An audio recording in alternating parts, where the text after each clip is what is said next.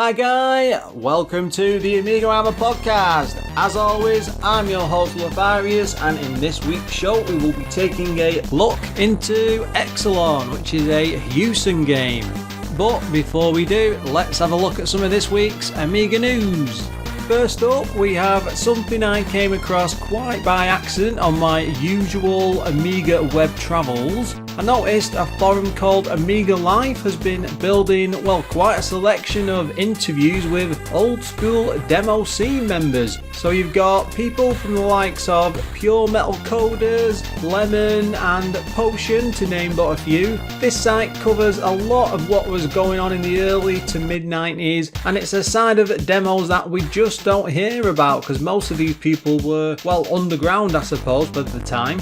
Most of my experience with this sort of stuff back then was just coming across the odd floppy disk bunged into a bundle of them, usually either attached to a magazine or at random copy parties round at other people's houses, and it's great to see a website that's actually digging into the full back history. Follow the link in the show notes to find out more, but be prepared for a couple of hours reading because it's absolutely packed with content. So let's move on to our next bit of news. One of my all-time favourite games is the SNES classic Legend of Zelda: A Link to the Past. And something that's been making waves on Facebook that I just spotted the other day was a full Zelda gaming engine. The chap behind it all is Erok, who does so many of those CD32 collections that I'm sure I've mentioned so many times before on this show, and he's even dabbled in some Laserdisc games, I think. So straight away you know this is really going to be something special. The engine is only a work in progress at the moment, but watching the YouTube footage it's already capable of matching the Super Nintendo graphics. Whilst it's just a work in progress, he does seem determined to get it finished, which is always quite promising for these sort of projects.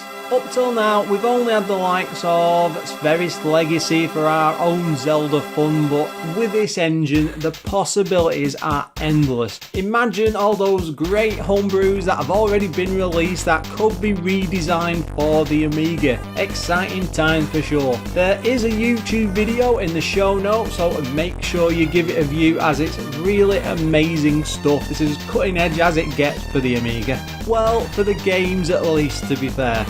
Last bit of news this week, and quite a big one if you ask me. The Amigos podcast has just hit its 200th episode. I've been a follower of their show for years now. To be honest, they were one of the main reasons for me even doing a weekly Amiga show, and that was way back in 2017 when I started, so they deserve a lot of praise for that at least. Since they've launched the show, they've expanded it into ARG Presents and Our Sinclair, which is fairly new, which are both weekly retro gaming shows. I honestly don't know how they even find the time to record all this stuff, as I know how hard it can be just to pull a normal weekly show together, yet they still keep plugging along without an end in sight. It's quite the achievement, and congratulations to him, and I'm looking forward to the next 200 shows. And that about wraps it up for this week's news, so it's time to dive into this week's game.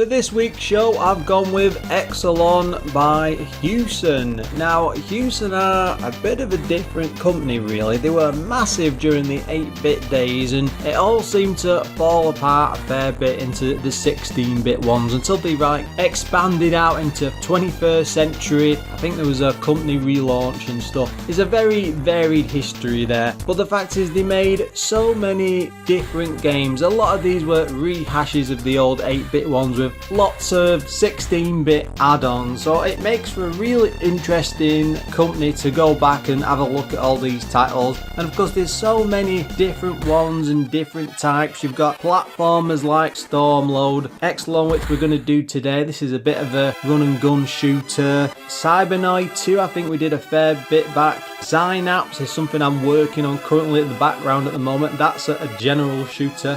Lots and lots of different games, and I hope you guys are going to stay on board for all of them. Now, Exolon was published by Hewson, of course, and they worked on Custodian, Insects in Space, I do love that name, Nebulous, Slayer. It was developed in the background by Lionel, or Linel, I can't read my own writing again. They did Eliminator, Insanity Fight, Kaiser, and Traders. I think that's a sim-style basic game. Anyway, Exolon came out in 1989. It was just on one floppy disk and was a single player game. Seems to have been priced at £19.99 in most stores. Coding wise, it was done by Guy Henkel. He worked on Lords of Doom. I think that's that Lords of Midnight trilogy I'm thinking of. Sorry, that's a completely different set of games. Anyway, what else did he do? The old Realms of Arcania, so very RPG based. Graphics wise, Gary P. Felix. He's worked on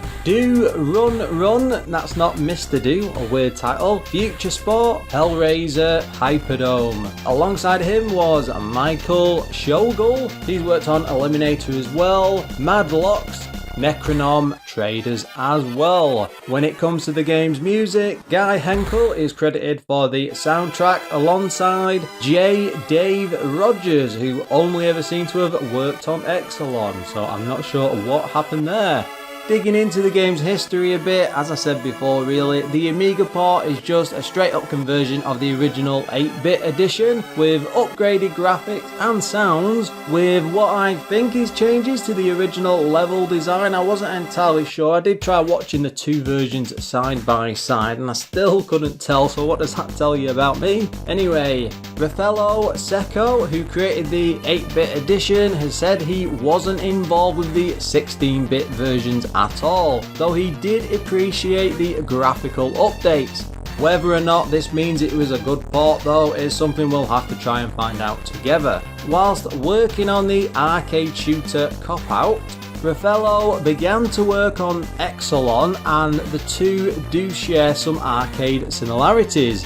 Deciding during the development to create a flick screen action puzzle game, the focus soon became a single screen and exit type with very simple arcade elements. Raffaello recalls being inspired by Commando and Jetpack on other systems when it came to the gunfights and explosions. Not forgetting this would have been the height of the whole 80s action films craze, and Raffaello showed that that sort of film actually played a part in what they did. He also recalls laying out ideas on squared paper for every screen, then adding them to a custom arts package on the ZX Spectrum. He wasn't the best at graphics and asked Nigel Brown-John to do the character design and animations. Once he had the basics, he got right down to coding the rest of the game, adding them as they were completed. It wasn't long before a full demo was finalised, and after seeing it in action, Hewson decided to get on board.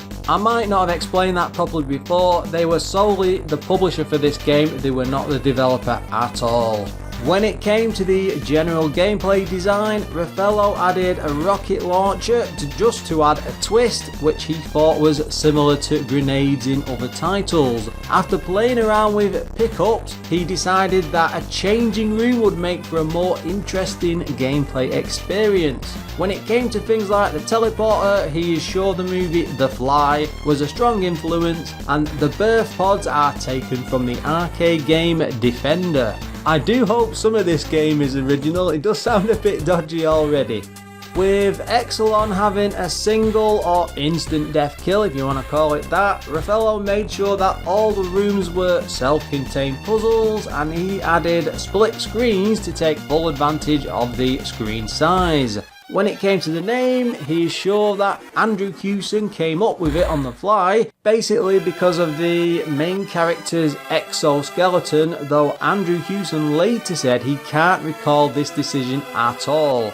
The game design and development all came together quite well, with no problems or last minute issues getting in the way. Looking back, Raffaello is sure that he wouldn't do much beyond a few tweaks here and there, like a proper ending, because it doesn't seem to have one. With all this in mind, from an interview that I read, it seems that it still surprises Raffaello just how fondly remembered Exolon actually is, especially on the 8-bit editions.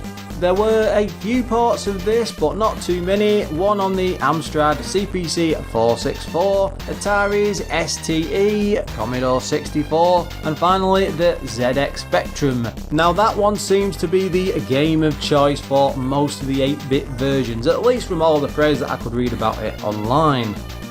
A perfect war machine. That's what the Galactech Inc. engineers promised. A planetary defense mechanism that would repel any enemy, vanquish any pirate, vaporize any attacker. But what they didn't say was that perfection wasn't forever. Perfection was just for 3 days. Long enough for them to clear out your stellar system with the plundered wealth of 5 planets, but not quite long enough for your ships to catch them. Then the defense system woke up and repelled, vanquished and vaporized every spaceship within range, exactly according to specification, but they were your spaceships.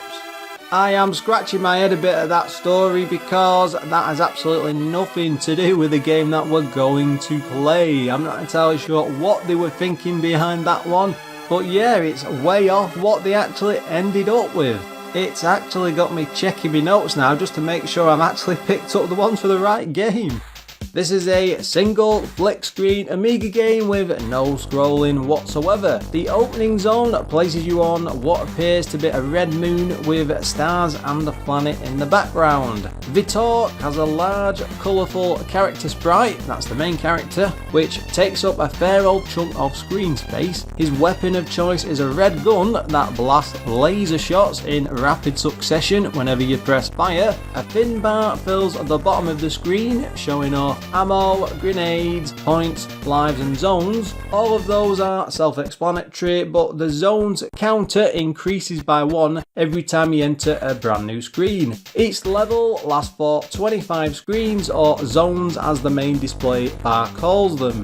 Being a typical run and gun shooter, the control consists of left and right for movement, up for jump and down for crouch. Tapping fire will shoot your current weapon, and holding it for more than a second will send out a grenade. Well, that's what the manual says, but I just found crouching then holding fire was an even easier way to do it, but like all things, once you practice it for a bit, it does become second nature. Even though the game is based in space and there's a feeling of stronger gravity, it does move at a fair old pace, and leaping around the screen is a lot quicker than I was expecting it to be. It might sound bizarre, but every time I played it, it felt like it's quick yet plodding at the same time.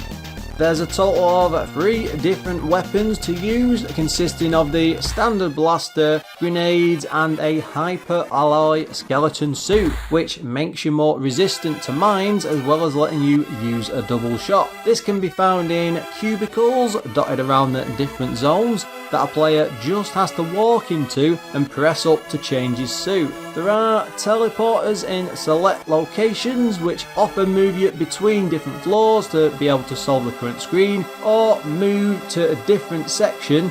Mostly they just work like the changing cubicles. You start the game with 9 lives and no continues, as well as 99 shots and 10 grenades. You will need grenades to blow up turrets, walls and some of the tougher enemies. Even though Exolon calls them grenades, they really do look like rockets to me, and especially when they fly right across the screen. Potato comes to mind here. Once you enter a zone, you can't go back to a previous one. The path does split at times, but only in the sense of having an upper or lower floor on the same screen. There isn't much to collect for pickup, so there's very little reason to go down some of the alternative paths you find, and once you learn the sections of each zone, the split screens won't serve much purpose.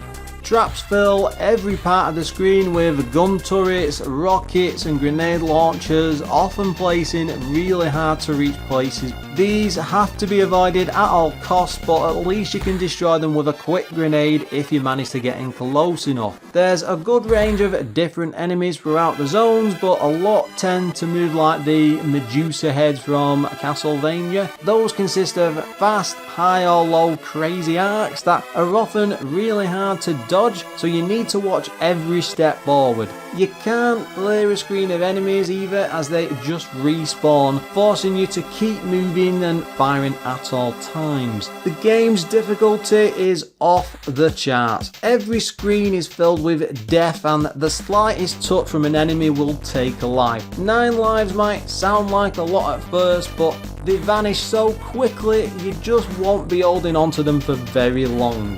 I will say that some of the graphical effects are quite amazing. The background, starfield and planets when you first step into the starting zone are really nice. There's even an impressive looking space station on the second screen with all of the metallic, cyber-like buildings and zones throughout, giving this a really good look in the graphics department.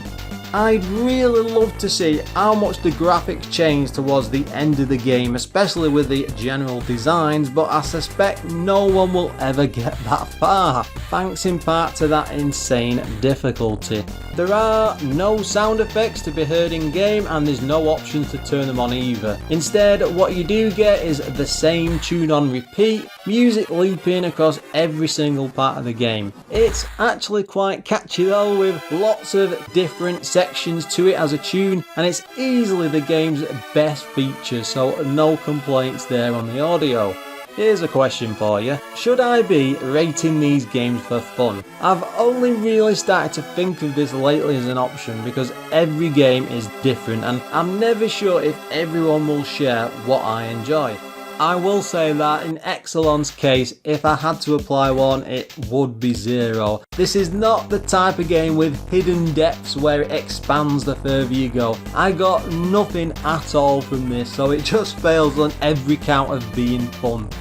I hope you lot are sitting comfortably because it's a bit of a big one this week as we have a look at some of Exolon's problems. First off, the controls are perfectly serviceable for the most part. What I did find weird though was having to hold down fire to use the secondary weapon. I often found myself getting a bit carried away in combat and holding the fire button for way longer than I should do, wasting the grenades. That's just a tiny niggle, but it was really a problem that just shouldn't have been there. Now, this has a ridiculous level of difficulty. You are slow and constantly underpowered compared to the overpowered one-hit kill enemies that are constantly spawning and are pretty fast. Sometimes walking onto a screen brings death within seconds, and unless you memorize each screen, you will die all the time.